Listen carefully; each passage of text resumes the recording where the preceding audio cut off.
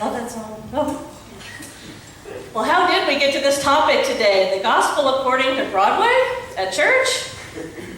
Well, the first answer to that question is that this is the second sermon in our Sermons by Request series. Sermons all summer long that have been requested by MCC congregants. And someone wrote on a slip of paper and put it in the box we had for a while. I want one on the gospel according to Broadway. The second answer to the question is that it's really not so far-fetched to put Broadway and the church together. After all, Broadway is all about music and drama, and MCC is often all about music and drama, is it not? But there is something else that Broadway and the church have in common, and that is, of course, that there are lots and lots and lots of gay people in both. As openly gay actor Neil Patrick Harris said last year when he hosted the 2012 Tony Awards, he said, "Welcome to the 66th Annual Tony Awards, or as we like to call it, 50 Shades of Gay."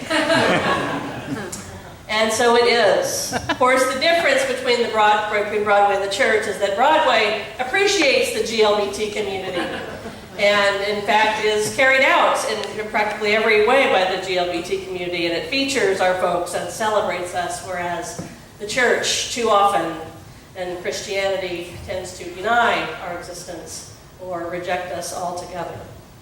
So Broadway just very well may have some gospel, some good news for the church today.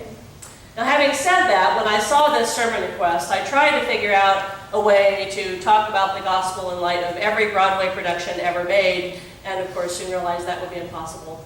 So I felt led to focus on one story in particular from Broadway, The Sound of Music. Now, we had an awesome time at the Sing-Along Sound of Music earlier this week, and having seen the movie at least 75 times, I was rather shocked to find out that there were actually people who had never seen it.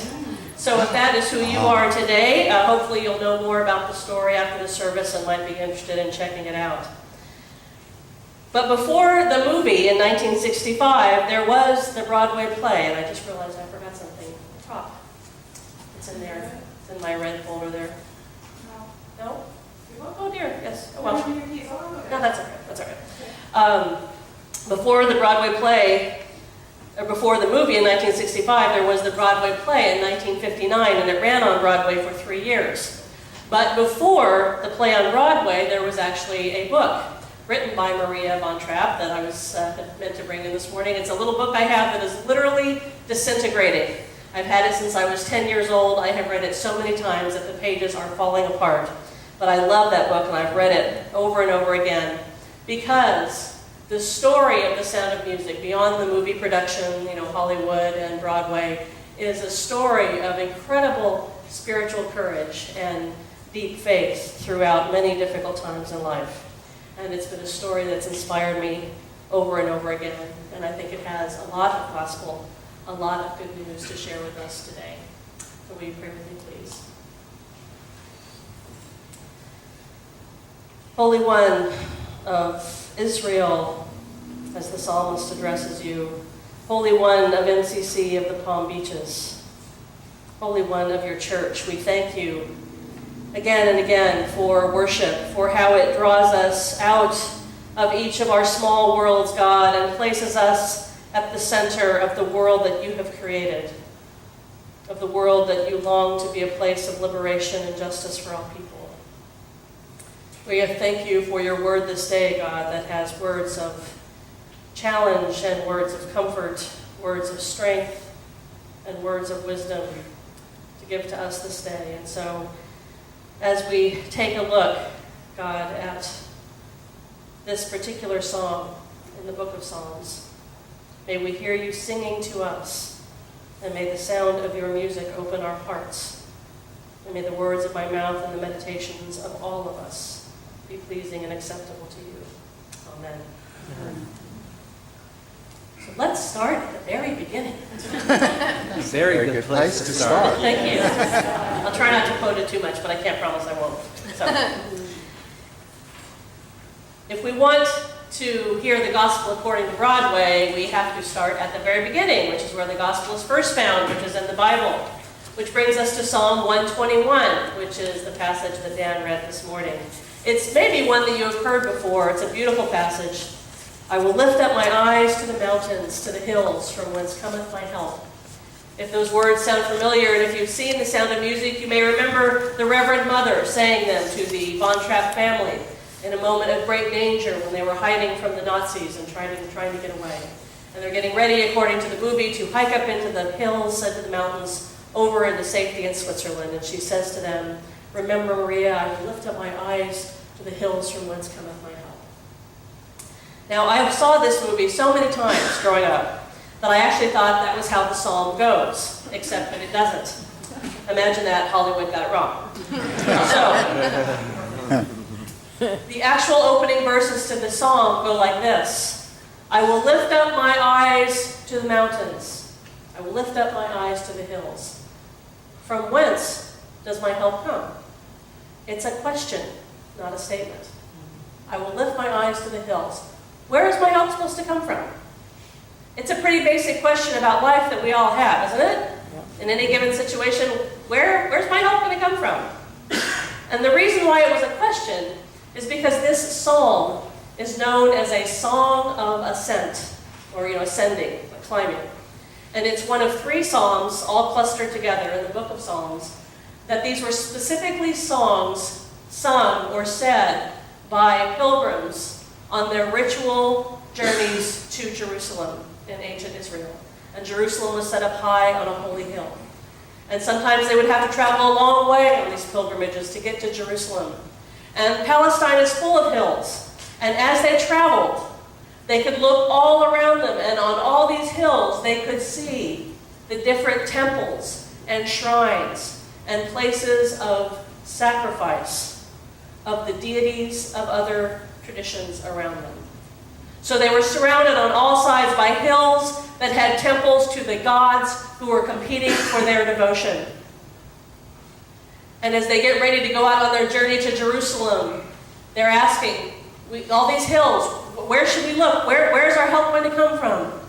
And the psalmist says, look to the one on the highest hill, the God who made everything, the God who is on the highest of high places, the God who made heaven and earth, the God who will protect you from the sun in the burning heat of the midday in Palestine, who will protect you from the moon at night.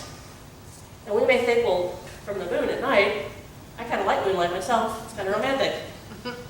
Well, moonlight in this day and age meant something very different. The people in ancient Israel believed that moonlight could actually have a bad effect on you. It could make you crazy. It's where we get the word lunatic, from the Latin word for moon, which is luna.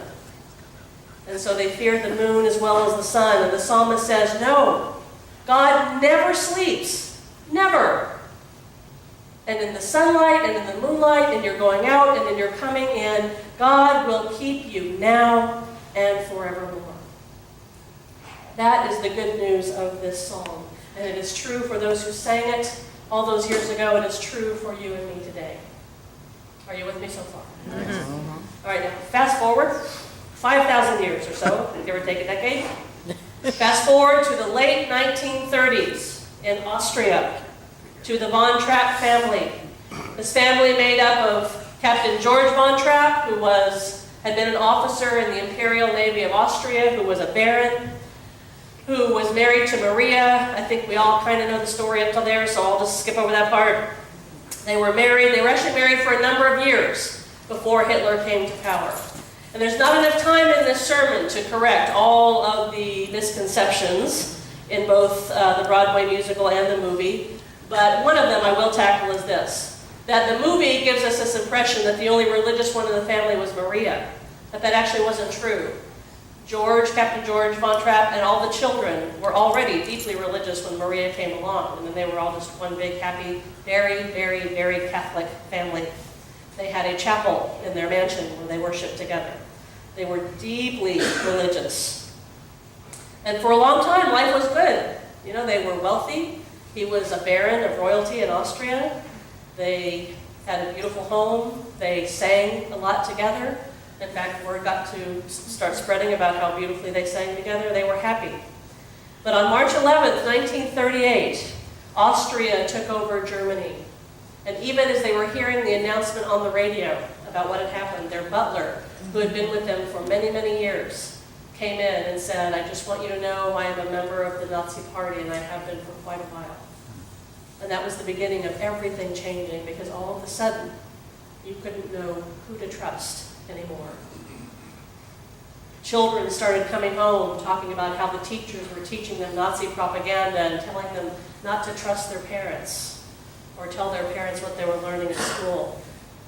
Anti-religious propaganda was going off all over the place. The Jews, of course, were being horribly persecuted, and leaders of the church were being persecuted too, nuns and priests. They were watching all this unfold around them, and they thought it was horrible. And they resisted as much as they could. They refused to put a flag on their home.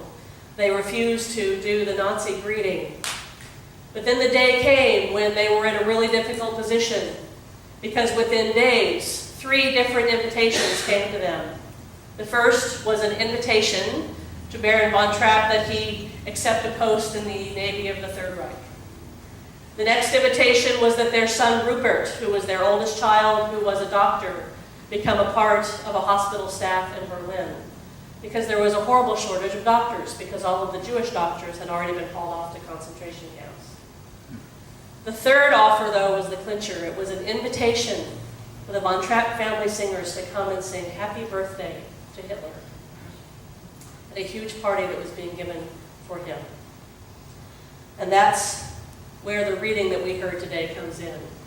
Captain von Trapp is saying to the children, 3 times now, the Nazis have invited us to do things.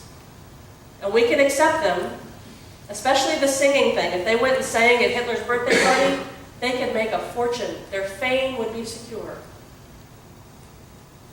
But he said, if we do that, we're going to have to give up our faith in what we believe. And of course, as we heard, they decided not to do that. And so then they had to leave everything behind. Can you imagine going home tonight and having circumstances change so that you would have to overnight leave everything? Your home, your vehicles, your family, your pets, your bank accounts, and go to a totally unknown place where you didn't even speak the language. That's the decision that they made. And I hate to kind of burst the romantic bubble around this, but they didn't climb every mountain. At least not literally, definitely figuratively. They did not climb the mountains over into Switzerland. They actually had dual citizenship in Italy. And so they actually crossed the street from their home and got on the train and went to Italy. But that doesn't... I know. But you know, so much, we put so much into that big exit, like as if that was the dangerous thing. It wasn't. The dangerous thing was the years of uncertainty that they faced after this. They went from country to country to country. London, United States, Scandinavia, Norway, back to the United States, Ellis Island. They went wherever they could get a singing contract, never knowing what would happen when that contract ran out. Oh, we have a contract for 3 weeks. Great, we can eat for 3 weeks. Well, we don't know what country we're going to after that. Well, God will provide. They get another contract. That went on throughout the war until they finally were able to settle. They became citizens of the United States. They eventually bought property in Stowe, Vermont, and they have to this day the Von Trapp family lodge there. So God did keep them through all of that. But they made the decision to stay true to their faith. They were tempted to turn their eyes to all kinds of high places, to turn their gaze away from God and instead to the fame and the wealth that would have come from worshiping Hitler, that they chose not to. And what is so interesting about this story that very few people know is that, you know, it's one thing to be really wealthy and say no to Hitler and the money you could have made and go to the U.S. But they weren't wealthy when that happened. They were actually bankrupt, because the bank that held all of their money in Austria went bankrupt before the war, and they lost everything except their home. And so that was their situation when they were invited to sing for Hitler. And had they accepted that invitation, they probably would have made what would have been the equivalent of millions in that day. But they still said no. They said no to the Nazis, to political power, to the approval of all of their neighbors and friends who thought they were nuts for leaving. These same friends, by the way, who about 6 years later had lost all of their sons in the war, had lost their property, had lost their cities, had lost everything. But at first they thought the Von Trapps were crazy. But they never wavered in their trust in God, and they never, ever wavered on that long journey that they took. And on that journey, they ended up blessing many. It was kind of hard for us to know. I don't know if there are folks here who remember back in the 1950s, the Von Trapp family in the 1960s, they were a big hit. They were a huge deal. They were kind of the Justin Bieber of their day. Wow, there's a visual. Okay. But you know, life is always a journey. It was a journey for those ancient Israelites who stepped out on the road to go to Jerusalem and sing this psalm. It was a journey for the Von Trapps when they decided to leave their home and go into the utter unknown so they could keep their eyes on God. And it's true for us today. And the choices we make about where we look, about where we keep our eyes, says and determines so much about our destination. Just think if the Von Trapps had stayed, what would have happened to them? What they would have been a part of.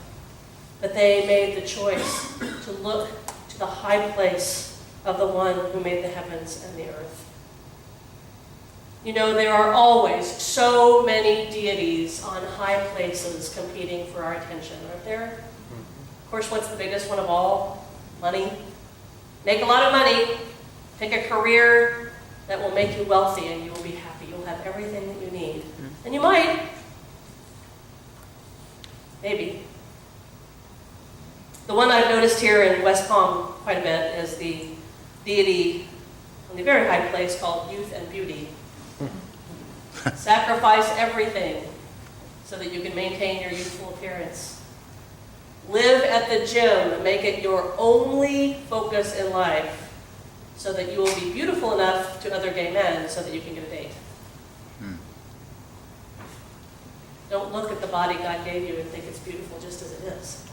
Because it is, by the way. Keep your eye fixed on that and you'll be happy.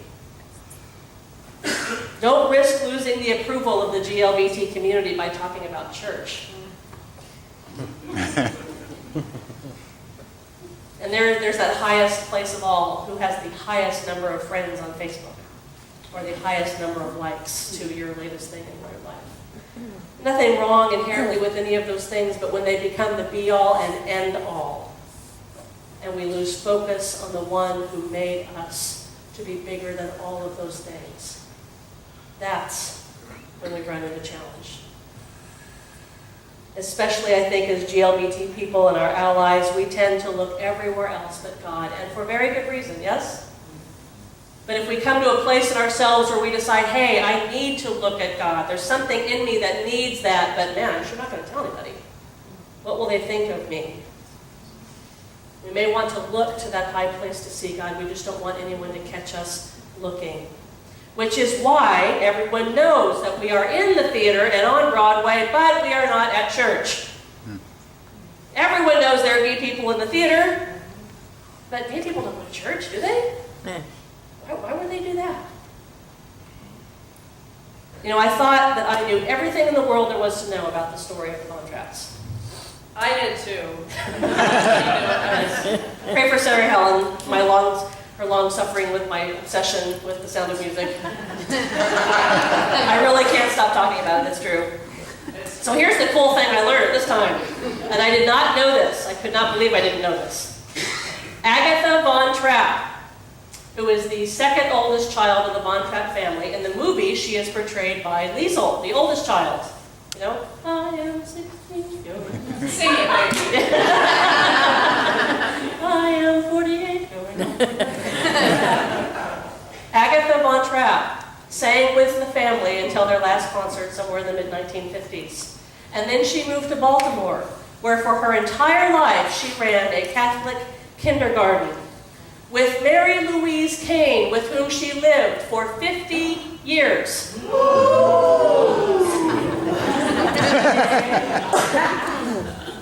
am a lesbian.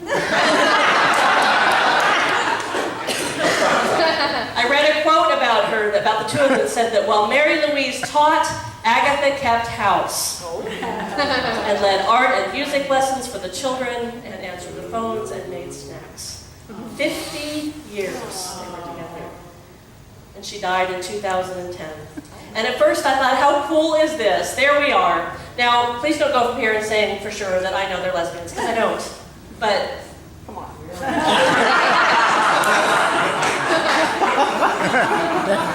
But first I thought, how cool is this? But then it just made me sad. No one's going to make a movie about them. No one's going to celebrate their love the way George and Maria were celebrated. And as Jeremiah reminded me this morning, do you know what today is? Tell me if I get the name right. Today is Pulpit Freedom Day in Christian evangelical circles across the country, where ministers are being encouraged to preach against same-sex marriage. Oh my gosh. In the forthcoming Supreme Court decision. Agatha and Mary Louise were together for 50 years and were devoted Catholic women who taught Catholic school their whole life. This is why people need to know that we look at God on high as much as anyone else. Amen.